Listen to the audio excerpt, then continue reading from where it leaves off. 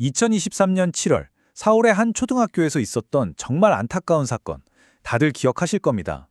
한 젊은 교사분이 스스로 생을 마감했죠. 이 비극적인 사건은요, 그냥 한 개인의 일이 아니라 대한민국 교육계가 오랫동안 앓고 있던 문제가 한꺼번에 터져나온 그런 신호탄과도 같았습니다. 주말마다 정말 수만 명의 교사들이 거리로 나와서 무너진 교권을 외쳤고요. 이 모든 논쟁의 한가운데 바로 학생인권조례가 있었습니다. 오늘 이 첨예한 갈등의 실체를 제대로 한번 파헤쳐 보겠습니다. 이 한마디 정말 많은 걸 생각하게 하죠. 이게 바로 오늘날 우리 선생님들이 느끼는 공포와 무력감을 가장 현실적으로 보여주는 말 아닐까요? 학생을 위한 당연한 지도조차 정서적 아동학대라는 무서운 족쇄에 묶여버린 현실. 바로 여기서부터 오늘의 이야기가 시작됩니다. 자, 그럼 이 복잡하게 얽힌 문제를 제대로 이해하기 위해서 오늘 우리가 어떤 순서로 살펴볼지 한번 보시죠. 먼저 교실의 위기 상황부터 시작해서요. 논쟁의 핵심인 학생 인권 조례가 대체 뭔지, 그리고 이걸 둘러싼 찬반 양측의 팽팽한 주장, 또 해외 사례를 거쳐서 우리가 나아갈 길까지 차근차근 짚어보겠습니다. 네, 그럼 가장 먼저 우리 선생님들이 매일 교실에서 어떤 현실을 마주하고 있는지 그 생생한 목소리부터 한번 들어보겠습니다. 선생님들이 스스로를 보이지 않는 감옥에 갇혀 있다고 말할 정도예요. 어떤 학부모는 교사에게 쓰레기 같다는 폭언을 하기도 하고요.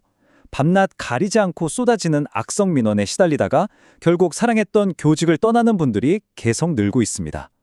더 안타까운 건 학교 관료자마저 그래도 선생님이 조심하셔야죠 라면서 책임을 떠넘기는 현실 속에서 교사들이 완전히 고립되고 있다는 점입니다.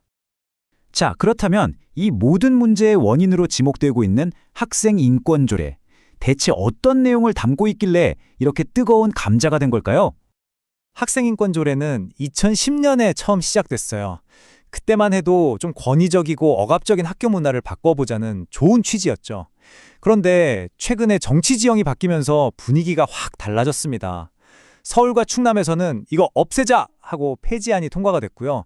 여기에 진보 성향 교육감들이 그건 안 된다고 대법원에 소송을 내면서 지금은 대법원이 일단 멈춰 하고 폐지를 보류시킨 아주 아슬아슬한 상황에 놓여 있습니다.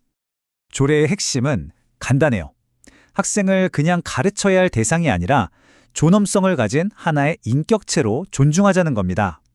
그래서 체벌이나 강제 야간 자율 학습 같은 낡은 관행들을 없애는 데는 분명 긍정적인 역할을 했죠. 근데 여기서 참 흥미로운 지점이 하나 있어요. 학교가 학생들을 밤늦게까지 붙잡아둘 수 없게 되니까 그 학생들이 다 어디로 갔을까요? 맞습니다. 고스란히 사교육 시장으로 흘러 들어갔다는 거죠. 의도치 않게 사교육 시장 활성화에 기여했다는 좀 아이러니한 분석도 있습니다. 자, 이제부터가 진짜 본격적인 논쟁입니다. 학생인권 조례가 정말 교실 분개의 주범이라는 주장, 그 근거는 과연 무엇일까요? 정부의 입장은 아주 명확합니다. 학생의 권리만 너무 지나치게 강조한 나머지 교사가 학생을 가르치고 지도할 수 있는 교육적인 권위가 심각하게 훼손되었다는 거죠. 폐지를 주장하는 쪽의 이야기를 들어보면 이 조례의 구체적인 조항들이 어떻게 악용되는지를 딱 짚어서 지적합니다. 예를 들면 차별받지 않을 권리라는 조항 때문에 잘하는 학생을 칭찬하는 것조차 다른 학생에 대한 차별로 비칠 수 있다는 거예요. 또 휴식권을 내세우면서 수업 중에 잠자는 학생을 깨우기도 어려워졌다고 하고요. 심지어 일부 학부모들은 이 조례를 근거로 학교에서 편향된 정치교육이나 성교육이 이루어지고 있다면서 강하게 반발하기도 합니다. 하지만 반론도 정말 만만치 않습니다. 과연 이 조례가 모든 문제의 근원일까요? 아니면 더 크고 구조적인 문제를 덮기 위한 그냥 희생양일 뿐일까요? 우선 데이터를 딱 놓고 보니까요. 좀 의외의 사실이 드러납니다. MBC 뉴스 분석에 따르면 학생인권 조례가 제정된 지역의 교권 침해 비율이 학생 수 대비 오히려 더 낮게 나타났다는 거예요. 그렇다면 진짜 원인은 다른 데 있다는 거 아닐까요? 여기서 정말 흥미로운 어쩌면 결정적인 데이터가 나옵니다. 교권 침해의 가장 큰 원인이 조례 때문에 권리가 강해졌다는 학생이 아니었어요. 바로 학부모였습니다. 무려 46.4%, 학생에 의한 침해는 12.3%에 불과했죠. 이 데이터를 보면 우리가 문제의 핵심을 좀 다른 곳에서 찾아야 한다는 생각이 들지 않으세요? 그러니까 핵심은 이겁니다. 조례를 지켜야 한다는 쪽에서는 진짜 원인으로 두 가지를 지목해요.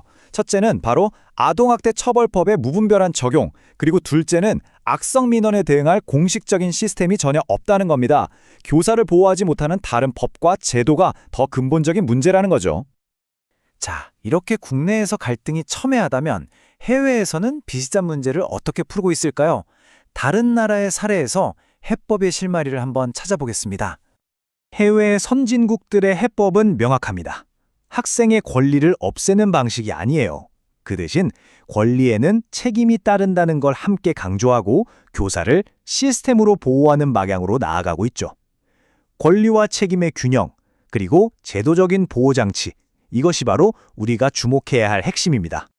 자, 그럼 이 모든 분석을 종합해 볼 때 우리는 어떤 결론에 이를 수 있을까요? 해법은 어느 한쪽의 손을 들어주는 게 아니라 이 무너진 시스템을 다시 세우는 데 있는 것 같습니다. 그래서 제안되는 해법은 크게 두 가지입니다. 단기적으로는 교사를 보호할 법적, 행정적인 안전망을 시급히 만들고, 장기적으로는 권리뿐만 아니라 책임도 함께 배우는 성숙한 학교 문화를 만들어 가자는 겁니다. 조례를 폐지할 게 아니라 더 발전시키자는 거죠. 우리는 지금까지 학생의 인권과 교사의 교권을 마치 한쪽이 커지면 다른 쪽은 작아져야만 하는 그런 제로섬 게임처럼 생각해 온 건 아닐까요?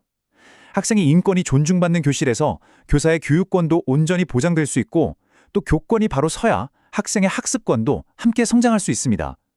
어쩌면 이 둘은 서로 대립하는 가치가 아니라 건강한 교육 공동체를 함께 지탱하는 두 개의 기둥일지도 모릅니다. 이 질문을 끝으로 오늘 분석을 마칩니다.